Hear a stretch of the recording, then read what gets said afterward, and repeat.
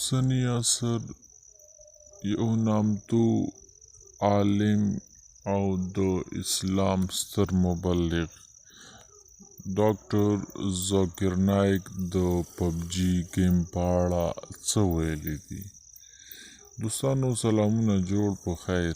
دوستانو مخکې له دې که تاسو زموږ په چینل کې نوي یاست نو هیله کوو چې دغه زموږ چینل پښتو ټیوب سبسکرایب کړئ او په خوا کې دا شرنګانۍ ورسره وشرنګوئ تر څو تاسو ته زموږ هره ویډیو پر وخت در ورسیږي. دوستانو ډاکټر ذاکر نایک وایي چې پبجي او دې ته ورته نور ګیمونه حرام دي.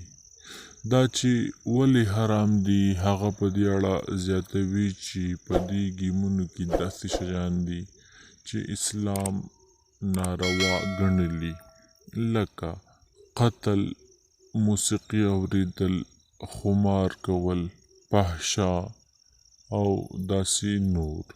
هغه زیاتوي په ځینو ګیمونو کې حتی اسلام ته سپکاوی شوی، لکه په مکه او مدینه باندې حمله کول.